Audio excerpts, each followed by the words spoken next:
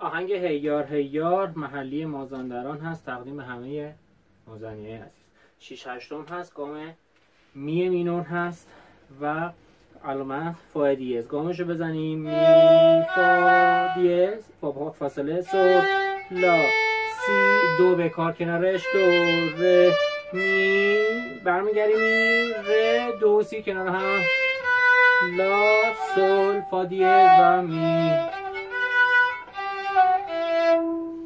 با سرعت پایین میریم. 6/8 هر چنگ برابر یک شماره. 1 2 3 4 5 6 سکوت سیاه دو شماره سکوت 1 2 3 4 5 6 1 2 سول لا سی. اولش میتونیم آرشای جدا بزنیم سی لا سی لا سول لا سی دو ره سی سکوت لا لا سول فا سی 1 2 1 2 سکوت 3 4 5 6 1 2 3 4 5 6 1 2 3 4 5 6 فا بکار سول فا می فا می. حالا آرشه‌هاش اون چیزی که خودش خواسته 1 2 3 4 5 6 1 2 3 4 5 6 2 3 4 5 6 1 2 3 4 5 6 سول فا بکار 1 2 3 4 5 6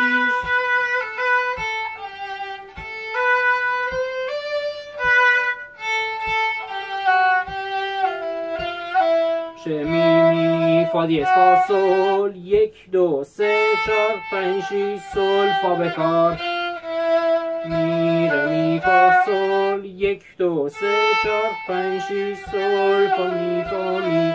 دوباره این قسمت رو میزنیم می می فا سول 1 2 3 4 5 6 سول فا می فا می. می ره می فا سول 1 2 3 4 5 6.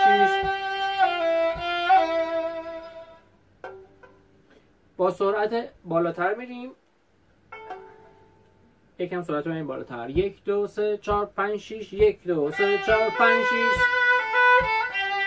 سی دو ره سی لا لا سول فا می فا می 1 2 سول لا سی لا سی لا سول لا سی دو ره سی لا لا سول فا می فا می سول فا می فا می. توی آهنگ یه بار من جدا زدم یه بار با هم.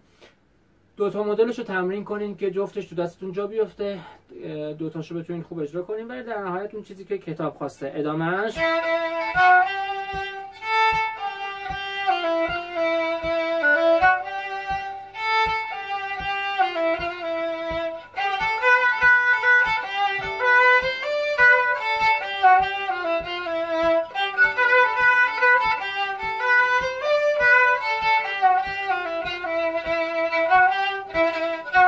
دوتا مدلش میشه، یعنی تو بعضی از کتابا اینه، تو بعضی از کتابا می می فا سول یعنی سیاه اول چنگ دومه یعنی می می فا سول. بعضی از کتابا چنگ اول سیاه دومه می می فا سول. دوتا مدلش رو براتون میزنن.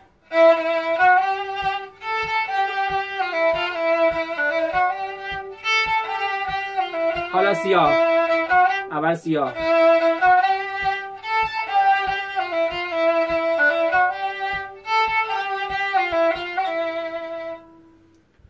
با سرعت پایین همیشه بزنین. بعد که تو دستتون جا افتاد ذهنتون خوب درک کرد سرعت رو ذره ذره ببرین بالاتر.